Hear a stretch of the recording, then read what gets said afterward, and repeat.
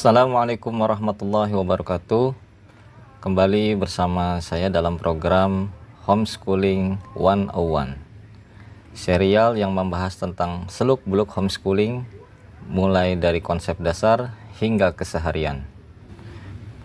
Pada video kali ini kita akan membahas satu topik yang sering kali ditanyakan dan menjadi fobia di tengah masyarakat terkait keputusan untuk berhomeschooling.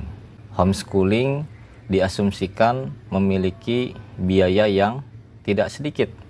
Homeschooling identik dengan sesuatu yang mahal. Apakah benar demikian? Tentu saja tidak. Homeschooling sebagaimana telah dijelaskan sebelumnya pada awal serial ini, kita telah mengenal bahwa homeschooling bersifat fleksibel. Homeschooling sesuai dengan kondisi, homeschooling sesuai dengan visi misi, dan homeschooling tentu saja sesuai dengan anggaran atau kondisi keuangan. Oleh karenanya, mahal atau tidaknya praktek berhomeschooling, besar dan kecilnya anggaran yang ditetapkan itu sangat variatif, sangat fleksibel, dan sangat bergantung pada kebutuhan serta keinginan. Semuanya bergantung kepada visi misi yang telah ditentukan oleh sebuah keluarga. Keluarga homeschool bisa saja mengadakan field trip atau kunjungan studi tour dan sejenisnya setiap bulan. Bisa juga 2 bulan sekali atau 3 bulan sekali. Keluarga homeschooling juga bisa mengambil beragam kursus.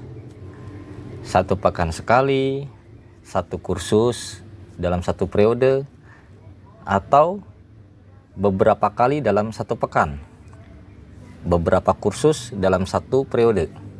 Misalkan sebuah keluarga menjalankan pola yang sangat study oriented atau yang mengejar aspek-aspek akademis dengan begitu ketat, maka tentu saja orang tua menyiapkan atau mengarahkan anak untuk mengikuti sejumlah kursus atau bimbingan belajar atau program-program yang sifatnya akademis.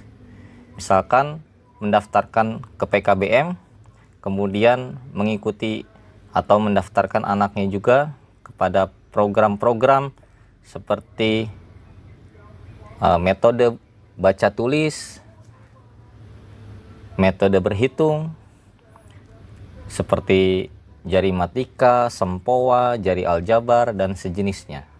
Kemudian juga bisa didaftarkan kepada kursus-kursus kebahasaan, ya, bahasa Inggris, bahasa Arab, Mandarin, dan lain sebagainya. Kemudian anaknya juga bisa didaftarkan dengan kursus-kursus akademik yang lain, ya, seperti target mengejar TOEFL, TOEFL, atau yang lainnya. Anak-anaknya juga bisa didaftarkan dengan metode-metode belajar tertentu, ya, metode menghafal Al-Quran, metode tajwid, dan lain sebagainya. Anak-anaknya bisa saja didaftarkan kepada program-program yang sifatnya persiapan untuk mengejar sesuatu prestasi atau mengejar kepada beasiswa tertentu. Tapi itu semua tidak wajib. Itu semua kembali kepada pilihan. Ada juga keluarga yang mencukupkan diri hanya cukup mendaftarkan kepada program yang ada di PKBM. Cukup dengan mendaftarkan kepada PKBM dan menyerahkan semua programnya kepada PKBM. Biasanya juga orang tua melakukan negosiasi dengan pihak PKBM untuk tidak mengikuti seluruh program kegiatan belajar mengajar, atau PKBM yang dianggap ramah homeschooling biasanya banyak memberikan kebebasan, hanya mewajibkan peserta dari keluarga homeschool pada beberapa pelajaran saja, karena mereka saling pengertian dan mengetahui program-program yang ada di rumah. Keluarga homeschool selain yang sifatnya akademik juga bisa mengeksplorasi hobi dan minat anak, ya, bisa aktif dalam hal-hal yang bersifat olahraga atau fisik seperti kursus berkuda, memanah, renang, dan lain sebagainya. Keluarga homeschool juga bisa menekuni bidang-bidang yang sesuai dengan bakat seorang anak.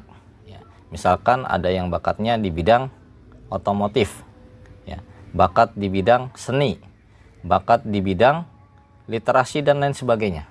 Ya, tidak dibatasi, tidak dipaksakan. Sekali lagi terkait atau berpulang kepada kondisi dari keluarga tersebut. Apabila keluarga tersebut menganggap program-programnya harus dicapai secara ketat, apabila keluarga tersebut menganggap bahwa program-program ini harus terlaksana dalam waktu segera, tentu saja para orang tuanya akan menyiapkan tenaga dan energi serta anggaran lebih. Kalau orang tua bersifat lambat, atau kalau orang tua bersifat lambat dan santai, tidak terburu-buru mengejar prestasi atau capaian-capaian yang sifatnya muluk-muluk atau berlebihan, tentu keluarga ini akan menetapkan standar minimal. Sekedar anak bisa membaca, sekedar anak bisa lulus di PKBM, kemudian misalkan lebih berkonsentrasi pada akhlak dan disiplin dalam kehidupan sehari-hari.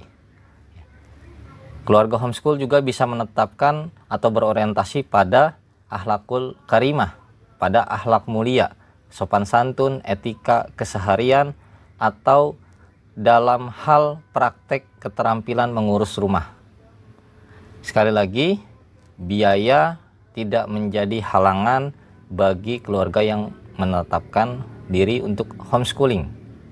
Biaya diatur oleh para orang tua dengan kebijaksanaan masing-masing. Homeschooling bisa dilaksanakan oleh orang kaya maupun orang miskin.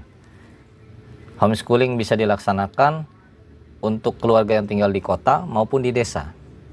Homeschooling bisa dilaksanakan oleh orang yang memiliki banyak paket kurikulum, program bimbingan belajar, dan lain sebagainya. Bisa juga diterapkan oleh orang yang bergaya bebas atau yang sering disebut sebagai unschooling. Demikian penjelasan terkait dengan mahal atau tidaknya berhomeschooling. Oleh karena itu, apakah ayah bunda masih menganggap homeschooling itu mahal?